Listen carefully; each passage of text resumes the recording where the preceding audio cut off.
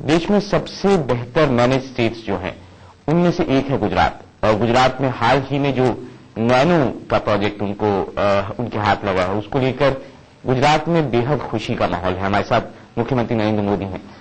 मोदी जी, एक तो आपको बहुत बधाई हो। धन्यवाद। दूसरा ये कि आखिर कहा जाता है कि आपने नैनो को लेकर कू कर दिया है।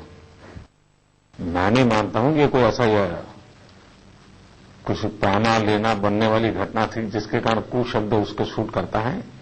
लेकिन ये आनंद की बात है कि नैनो जहां जानी चाहिए थी वहां सही जगह पर पहुंच चुकी है और इसलिए वो बहुत ही जल्द हिंदुस्तान की सड़कों पर भी पहुंच जाएगी। अगर आप नैनो की पूरे प्रोजेक्ट को देखें तो किस तरह गुजरात को फायदा होगा इस पूरे प्रोजेक्ट पर? इसको गुजरात के फायदे से मत जोड़िए। जब पश्चिम बंगाल में यह घटना घटी तो मैंने टाटा ग्रुप को कहा था, एक हिंदुस्तानी के नाते मेरा मन करता है ये कार वहीं बने और दुनिया में जाए, तभी एक मैसेज जाएगा और वो स्थिति पैदा करनी चाहिए। क्योंकि जब मैंने ये सुना कि दुनिया के अनेक देशों ने टाटा को निमंत्रित किया है, तब मेरा मन करता था हिंदुस्तान को बहुत बड़ा नुकसान होगा और 21वीं सदी हिंदुस्तान की सदी, हम चाइना की स्पर्धा में हैं, ये जो सारा माहौल है, एक सेटबैक है। अगर ये नैनो हिंदुस्तान के बाहर किसी देश में तो वो तो फिर प्रीमियर देते, मुफ्त में जमीन देते नहीं, उतना प्रीमियर देते शायद टाटा को ले जाने के लिए। तब मेरा मन करता था भाई अब गुजरात में कैसे भी करके अपना रोल प्ले करना चाहिए, हिंदुस्तान के बाहर तो उसको जाने दे देना चाहिए। और अच्छा हुआ श्रीमान रतन टाटा जी, वैसे भी टाटा परिवार ने कि देश सेवा तो 100 साल से जानी मानी है, तो उन्होंने वही निर्णय किया जो देश की शोभा बढ़ाता है और हिंदुस्तान में ही नैनो रखा। और अच्छा हुआ हमें गुजरात में सेवा करने का अवसर मिला। एक चीज और जो नैनो के संदर्भ में खासतौर से जिस तरह से उसका पीछे का इतिहास रहा है कि वेस्ट बंगाल में, पश्चिम बंगाल में नैनो को लेकर कितनी कंट्रोवर्सी रही।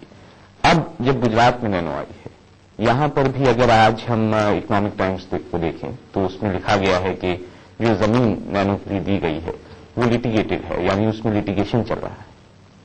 अच्छा होता पिछले एक सप्ताह से उस इलाके के किसानों के जो बयान आए हैं उसको आपने पढ़ लिया होता। सारी दुनिया जानती है कि 100 साल से गवर्नमेंट के पास ये जमीन कोई भी विवाद के बिना है। अब क्योंकि पश्चिम बंगाल में एक इश्यू था तो वो इश्यू यहां पर भी नजर लाना के लिए चर्चाएं चलाना, कुछ दिन चलती रहेगी, चर्चाएं का काम करेगी, नैनो का काम करेगी। कहा जा रहा है जो स्पेसिफिक जो रिपोर्ट है, अगर मैं उसे कोट करूं तो उसमें कहा गया कि वाघेला फैमिली कोई है जिसमें जो फैमिली जो है उसने उस जमीन को लीज पे दिया था, उसके बाद 99 साल की लीज थी। अब ये हाई कोर्ट में मामला चल रहा है। देखिए भैया, सरकार पूरी जानकारी के बिना कभी कोई कदम मेरे यहां उठाती नहीं है। और ये जमीन यूनिवर्सिटी के पास थी, जिस यूनिवर्सिटी ने राज्य सरकार ने उतनी ही दूसरी जमीन देने का निर्णय कर लिया है। तो यूनिवर्सिटी की जमीन थी, ये सही है। और यूनिवर्सिटी के लिए और उनकी आज जो यूनिवर्सिटी का कैंपस है उससे निकट जमीन, अच्छी जमीन देने की दिशा में हमने निर्णय किया है। और इसलिए जमीन में कोई इश्यू ही नहीं है। अगर आप बिल्कुल करके इश्यू बनाना ही चाहते हो तो भी अब नैनो बाहर जाने का कोई प्रयास करता होगा, अब नहीं होगा। खासतौर से जब इस तरह के इश्यूज आते हैं, जब जैसे आप गुजरात में नैनो का प्लांट लगेगा, तो ये बहुत बार बात की जाती है कि मोदी मॉडल ऑफ डेवलपमेंट, ये कहा जाता है। आखिर है क्या Modi model of development? Gujarat ने सुराज्य पर ध्यान केंद्रित किया है, गुड गवर्नेंस पर ध्यान केंद्रित किया है।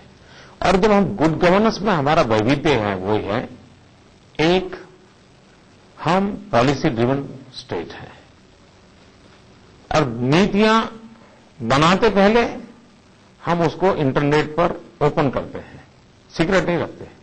वो नीतियों में कुछ कमी है, गलती है, वो हम जनता जनार्दन को उसका अपना ओपिनियन देने के लिए दे देते हैं। देश में कोई नहीं करता है, हम करते हैं।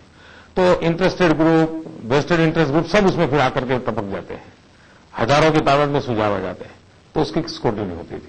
तो जो चीज हो सकता है सरकार न देख पाई हो, वो जनता के नजरिए से अच्छी, तो नीति बाय एंड लार्ज 100% तो कहना कठिन है, बाय एंड लार्ज कम से कम गलतियों वाली बन जाती है और वो लंबे समय तक चलती है, 5 साल 10 साल तक वो नीति काम आती है।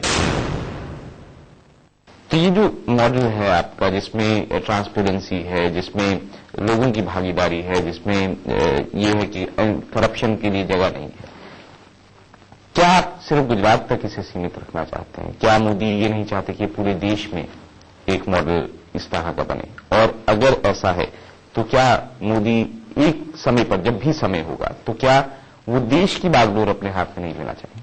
आवश्यकता है कि जो राज्यों में अच्छाइयां हो रही है उन सबको इकट्ठा करके दिल्ली ने उन अच्छाइयों के साथ अपना तालमेल बिठाना चाहिए। सरकार कोई भी हो, उसमें कोई नरेंद्र मोदी वहां जाने की जरूरत नहीं है, जो भी वहां बैठे हो वो अच्छाइयों के साथ तालमेल बिठाएं, तो धीरे धीरे करके स्थितियां बदली जा सकती हैं।